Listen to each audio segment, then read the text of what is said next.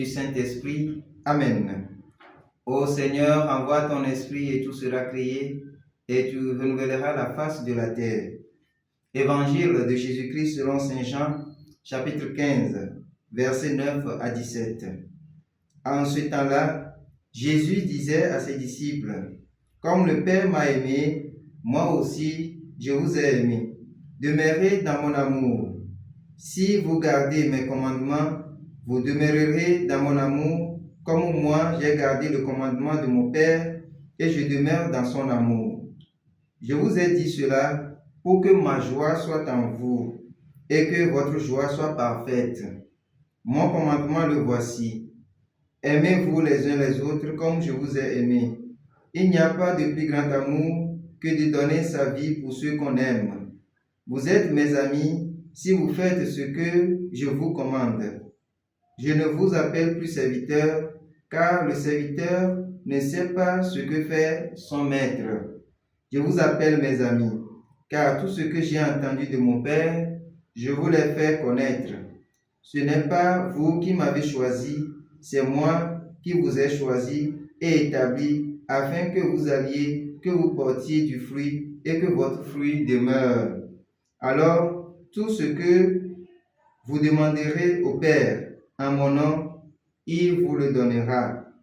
Voici ce que je vous commande, c'est de vous aimer les uns les autres. Acclamons la parole de Dieu, louange à toi, Seigneur Jésus. Bien-aimés dans le Seigneur, aujourd'hui, mercredi 14 mai, l'Église nous donne de célébrer Saint Matthias apôtre, martyr. L'évangile que l'Église nous propose de méditer en ce jour nous invite à demeurer dans l'amour du Seigneur. L'amour dont Jésus dresse le contour dans cet évangile est loin d'un vague sentiment, d'une vague émotion plus ou moins intense que quelqu'un peut ressentir juste un moment donné pour quelqu'un d'autre. Ce que Jésus dit n'est pas une passion qui ne se commande pas ou qui se dessèche aussitôt vite après une petite difficulté et puis bon, on s'éteint.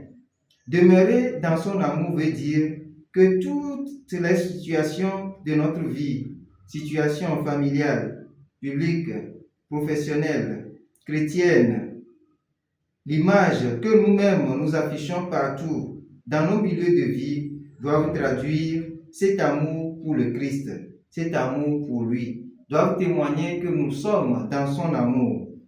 Chacune de nos décisions, nos gestes, nos engagements doivent rendre compte de cet amour dont notre Seigneur Jésus-Christ fait cœur dans son enseignement. Si vous gardez mes commandements, dit-il, vous demeurerez dans mon amour, de même que j'ai gardé le commandement de mon Père et que je demeure dans son amour. Celui qui garde le commandement du Christ demeurera toujours dans son amour. Que Dieu nous accorde la grâce de pouvoir faire le commandement de notre Seigneur et l'implémenter dans le quotidien. Souvent, il n'est pas facile de prêcher sur l'amour. Il n'est pas du tout facile parce que c'est dans l'acte qu'on pose, qu'on reconnaît si on aime vraiment. Mais celui qui aime le Christ ne peut ne pas aimer son frère. Voilà pourquoi le Christ dit, si vous m'aimez, vous demeurez dans mon amour. Vous allez garder mes commandements et donc, en vous voyant vivre, on verra mon visage, c'est-à-dire un autre Christ. Donc les chrétiens sont appelés à devenir des autres Christ dans le monde pour qu'à travers leur manière de vivre, ils puissent témoigner de cet amour que nous avons reçu aussi de lui.